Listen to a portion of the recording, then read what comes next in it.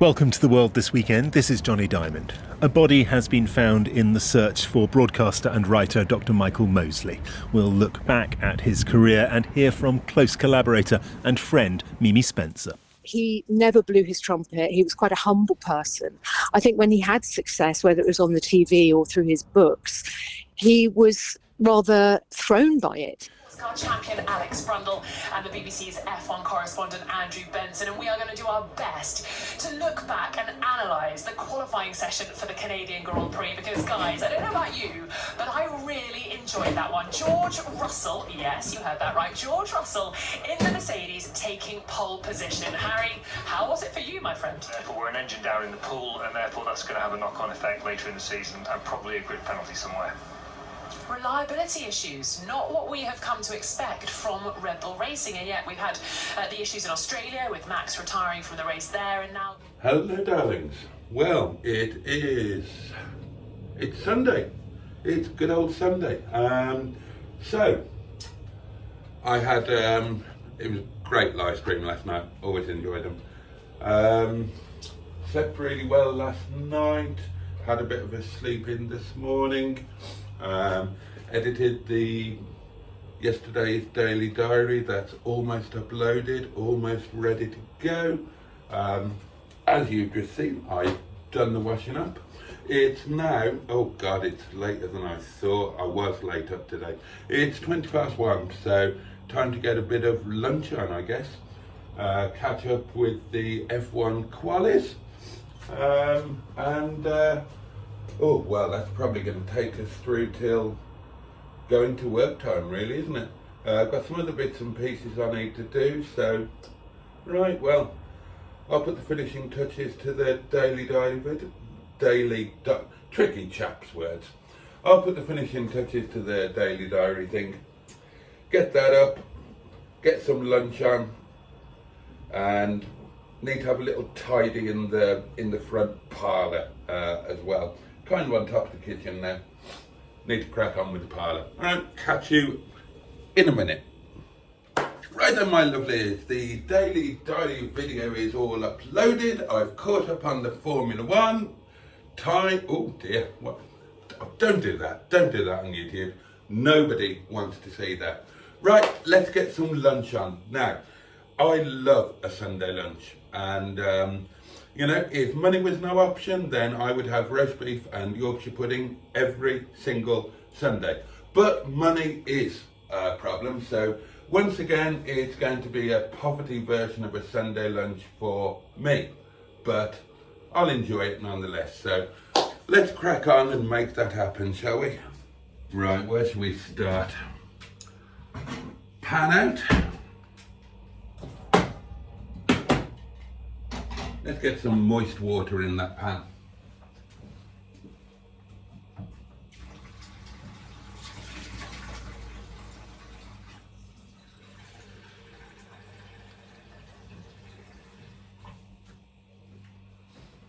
And I think we will have, given that time is kind of the essence, I think we'll have some baby potatoes, darlings.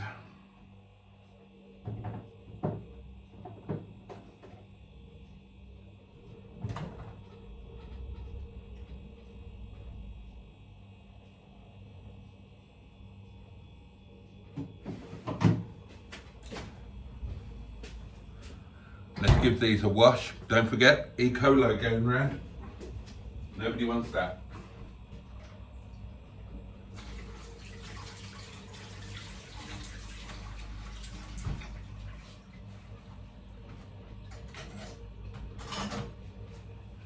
And then I'm going to cleft these very much in twain, but I'm going to do it lengthways, just to be different.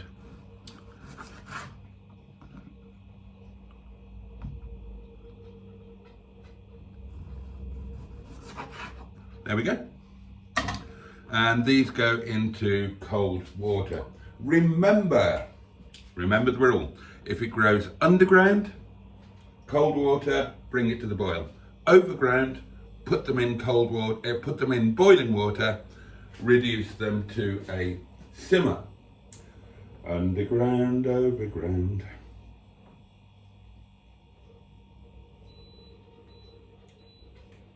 Oh, this stove is such a pain in the bum. Right, there we go. That's the potato pose on. Right, what else? Beans. Nice, fresh beans. And again, need to wash those. E. coli.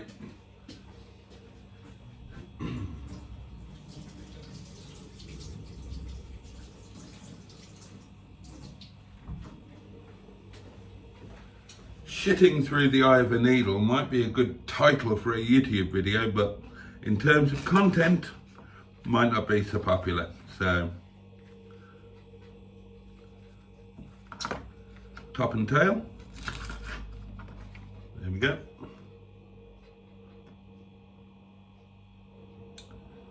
Put these in the compost facility.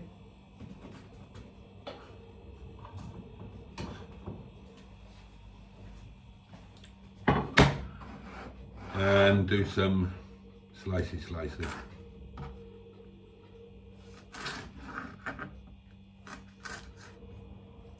Now, these are stringless beans. You might find that they're a little more expensive than runner beans, and if they are, then you can always just shoplift them to make them more affordable. If I had 19 buttocks, I would give 17 to you. Then you'd have 19 buttocks, and I'd have just the 2. If I had 19 buttocks, yes! There we go, that's those ready. Now, what else? Oh, right, yeah.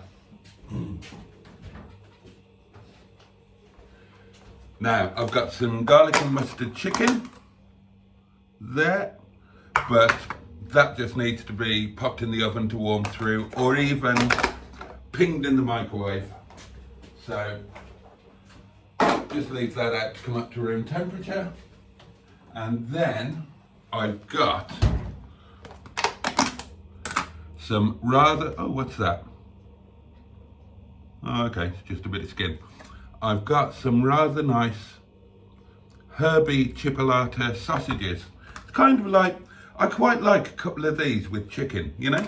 Kind of like pigs in blankets, but just pigs and no blankets.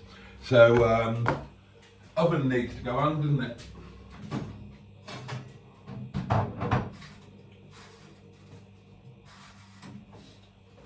As usual, I'm not using my big oven, which is here. I am using my mini oven, which I will video for you now. Because you'll be fascinated, won't you? Of course you will.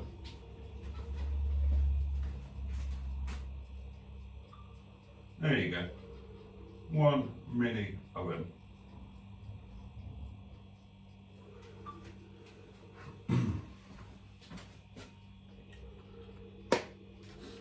So we'll just wait for the spuds to come to the simmer, and that will be the point when the chipolata sausages go in the oven, which is now warming up. Oh yes.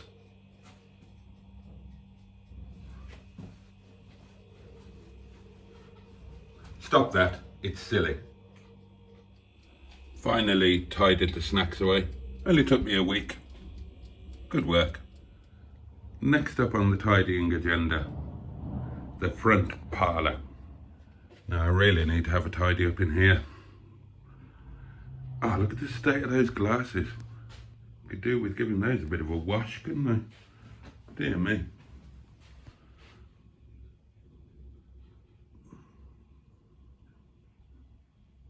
That's what I bought last Monday, 6 days ago. And these are the gas canisters for my stoves, for the Land Rover lunches, which I should have done 30 of already and haven't actually done one. but these shouldn't be living in the front parlour. They should be in the cupboard, and that's exactly where I'm going to put them. Right, I've tidied the cloths away, and now you can see my organ. Now, be honest, you've all wanted to have a good old peek at my organ, haven't you? Oh, that reminds me, I meant to buy a stool for this 3 years ago. Oh well, Rome wasn't built in a day, was it, darlings? Those shouldn't be down there. Those really shouldn't be down there. Let's get those moved. Now, for those who haven't seen this before, let me show you how to deal with a shopping bag. This is a Mollison's example. So, smooth it out, and then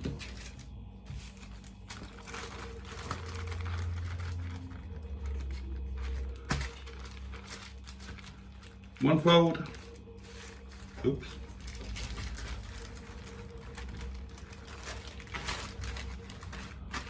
another fold, and then fold from the outside in. Same again on the other side, then diagonal,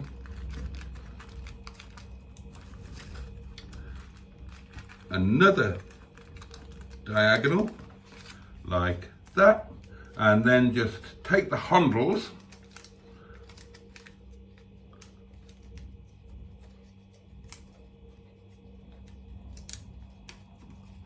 and wrap the handles over like so. And there you go.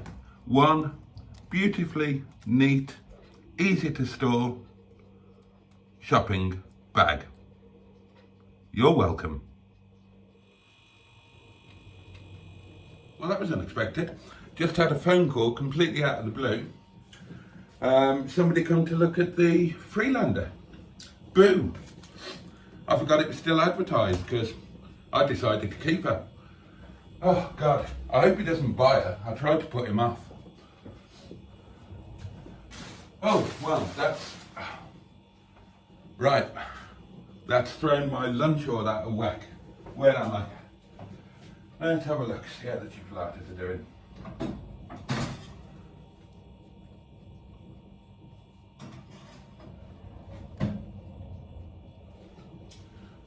We're okay, we're all good, nothing's burning. Right, so potatoes, they're doing, chipolatas are in oven.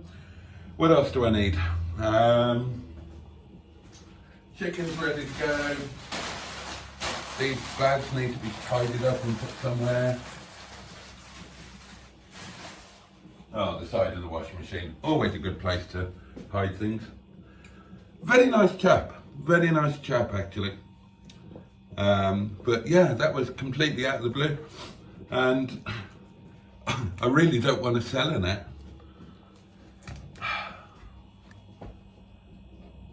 We'll see. He made me an offer.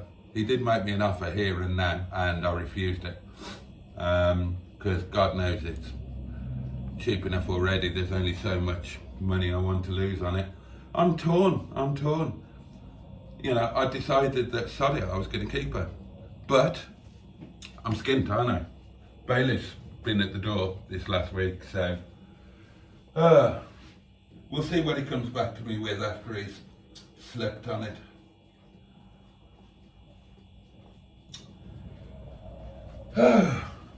Right, let's get back on track. Okay, let's get the beans in.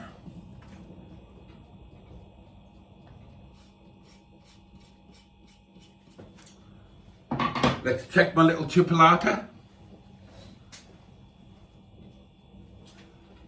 Yeah, they're doing okay. Right, so the beans are going to be what? 5 minutes away. Oh.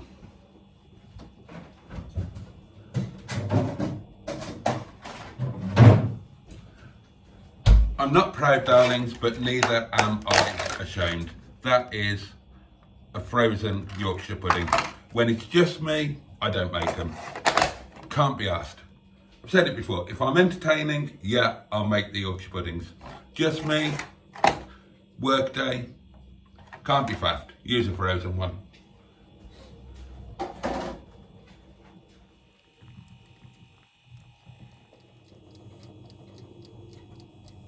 And here we go. Lunch is served. Okay, my lovelies. Well, lunch was absolutely delicious, actually. Very nice indeed. However, after lunch, I had to do something that I haven't done for a while. And which I wasn't expecting to do. And I've just gone for my rear wiper, and this is a saloon and doesn't have one. So, as I said, somebody came to look at a car, specifically this one here on the left, Miss Boo, my Series 1 facelift Freelander TD4 HSE. And they made an offer on it, which I refused. And then after lunch, they rang and said, yeah, we'll have it. At the asking price. Can we come and get it this afternoon? And I refused to sell it to them. And that was unexpected, but to explain, when they were looking at the car, or when he was looking at the car, really, he had somebody with him. He was a nice chap, and you know, we were chatting, and he was explaining his situation. His car needs about 600 quid worth of welding. It's no 4-plate golf. He didn't want to throw that money at it, and he needs something reliable to pick up his children. I presume he's separated and has to pick up his kids from presumably their mums, drop them off, spend time with them, take them around, get to Skegness and back quite regularly, because he's got a caravan there, and he's got quite a small budget. He's looking at spending, oh, hello.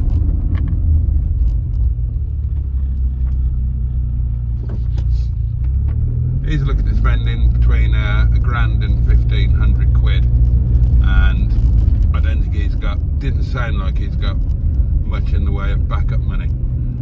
And it's going to be his only car. Now, that Freelander, my Freelander, or any Freelander Series 1 is not the right car for him. It'd be an absolute disaster. And he knows nothing about Freelanders, really.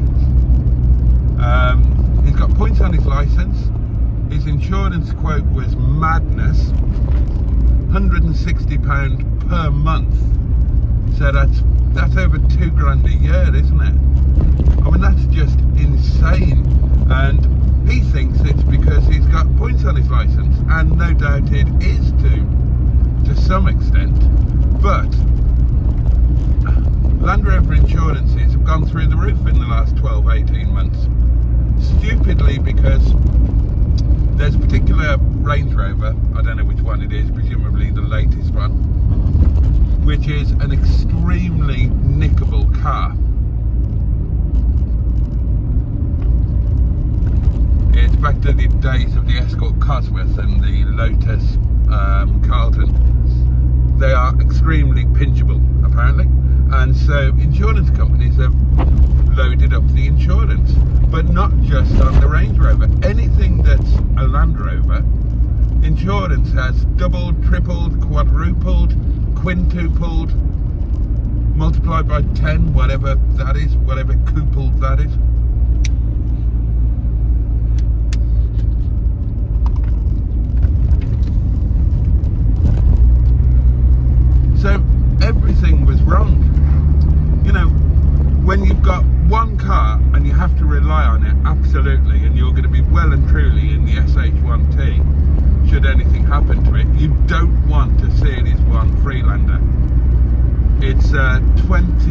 20-year-old car with 130,000 miles up it. Now mine is a good one.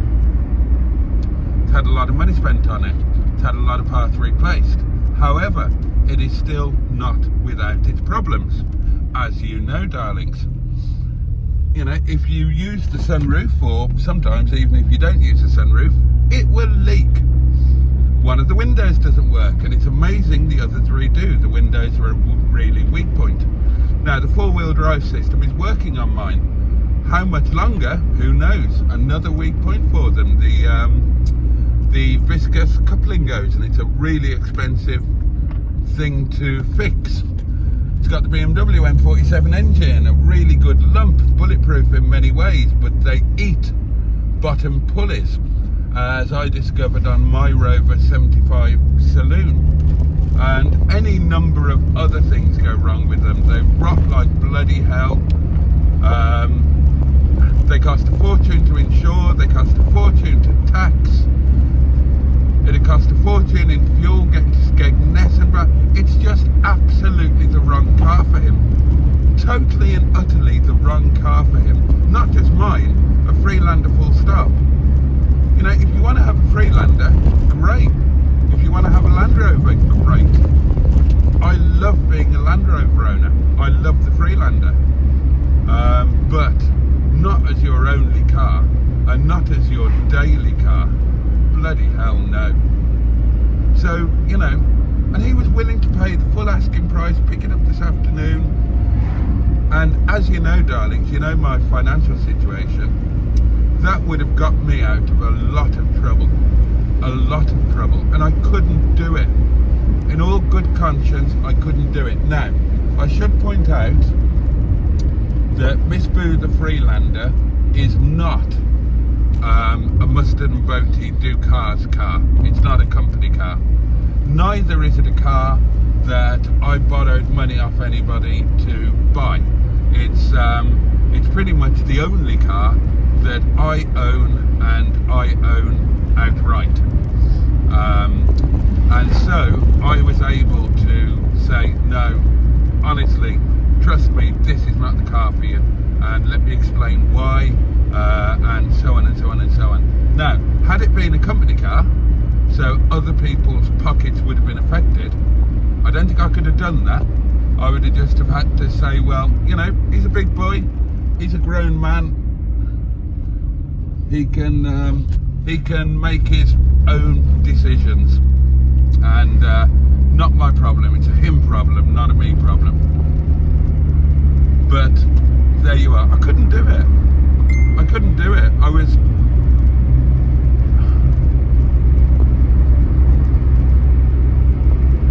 And apart from all the stuff about Freelanders full stop, like I say, mine, it's got a window that doesn't work. The stereo is a bit pants. There's the sunroof thing, and there's the clutch. Let's not forget the clutch.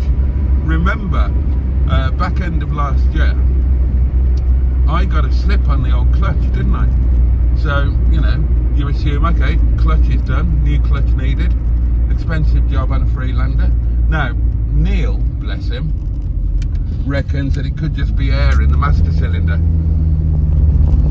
Bleed it, could be good as gold. And the clutch hasn't slipped since, and you can do the stall test and everything, and it's all fine. But, oh, it just so wasn't the right car for him. So wasn't. So, I'm kind of feeling virtuous that,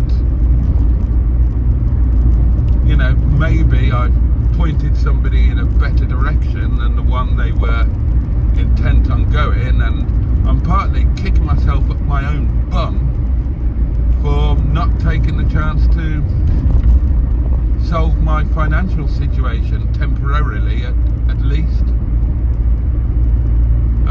So there we are. He didn't specifically need a 4x4. He didn't specifically need a tow car.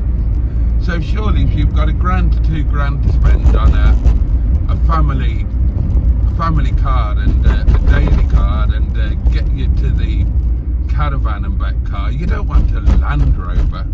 Surely you don't want a Land Rover. They're second cars or third cars, even if they're new. God knows the new ones are pretty unreliable still. They're just not a reliable thing. They're lovely. I love them to bits. I'd like to have more. But, you know, they are what they are. And as I say, stupidly expensive to insure, expensive to tax. You know, you want something like a Mondeo. Turbo diesel Mondeo. Nice big family car, loads of space, easy to drive. Everything will work on it. Cost you next to nothing to tax. It'll do 60 miles to the gallon. You know, the Freelander struggle to do half that. Fucking hell, breathe in. Jesus Christ. Dear me. So yeah, there you go. There you go. What do you reckon? Tell me in the comments below. Have I done the right thing, or have I been a silly goose? Let me know what you think.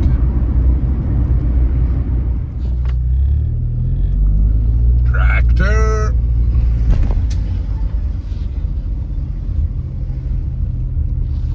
£4.50 for a bleeding beef burger. Bugger that. £6 for a bacon burger. Bloody hell. Anyway, I'm fed up being stuck behind that. Let's go the other way.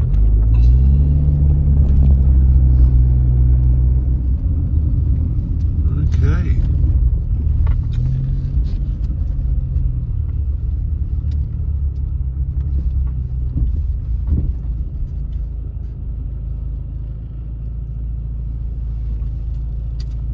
Here we go then. Another evening at the fun factory. Okay, darlings, it's coming towards the end of play on this Sunday evening. It's wet, drizzly, it's pretty cold as well actually, but you may notice there's been a change of the guards. The Honourable Sheeson has come out of hiding, and they've got some petrol in them, and they've had their tyres pumped up, and they will, all things being equal, they will be off to the Yard of Dreams tomorrow for some lovely new brake pads. And that means that Christine, the press release Freudian slip, press release Rover 45 is going to be here for a couple of nights, but only a couple of nights. And then the plan is, and bear with me because this does get complicated and I will be asking questions later on. Yes, there will be an exam at the end of this video, darlings. On Tuesday night I will be coming in Windsor Davis, and then I will be swapping Windsor Davis over for Christine here, and I will carry on using Christine as the daily, and Windsor Davis can have a rest, and the Honourable Sheeson can the Honourable Sheeson can just hang about at Windy Bum, and I'll give them a jolly good clean up. They're kind of overdue a jolly good clean up, they deserve it. Oh, and hopefully, of course, if not tomorrow, then maybe next Monday, see how time goes. The new spoiler will be going on there. So, there we are. It's about, oh, what time is it? I don't know, actually. It's coming up to like 9:30, something like that, so nearly done. I'll go in, get the paperwork sorted, and hopefully I'll be out of here for, 10 o'clock. Okay, here we are, back in the Honourable Sheeson. It's been a while. It's been a while.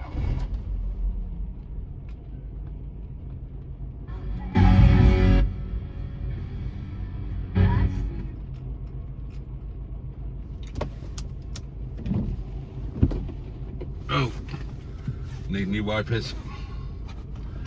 Need new wipers. Now then, what do we need to do? That needs to be there. That needs to be over there. Okay, we're good to go.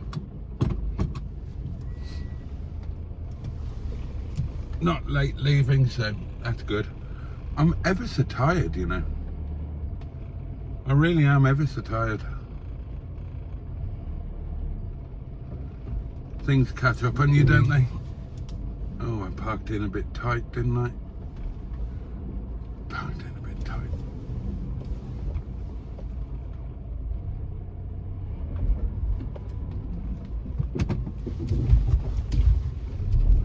Okay.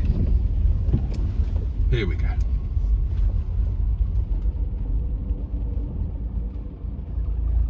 Can you hear that noise? That is the rear brake pads, or to be more precise, the lack of rear brake pads. And hopefully that will be sorted out tomorrow. Okay, darlings, I'm going to catch up with the CDs that are in this CD multiplayer that I haven't heard for however long it is, 3 weeks, a month, something like that. Catch you when we're close at home. Well, it's a pretty horrible night, and I believe we're going to be in for a pretty horrible week.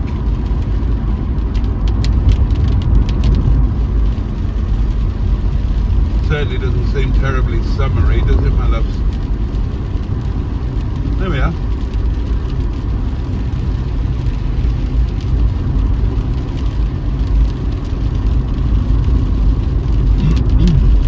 I'm particularly glad to be getting home tonight. Plan for tomorrow is to get to the yard, get the brake pads changed in this car, the Honourable Sheeson, but the rear pads haven't arrived yet, so I'm relying on them arriving in the post, Royal Mail special delivery, 48-hour thing. I'm relying on them getting here in time that I can get off, so I need them to get here before 12, really. Much later than that, and it's going to be too late to go, and it'll just have to be postponed until next week, but we'll see what the morning brings, won't we? In the meantime, I'm home, and welcome home, Sheeson. Oh, you've been away for a while, haven't you, my lovely? Nice to have you back where you belong.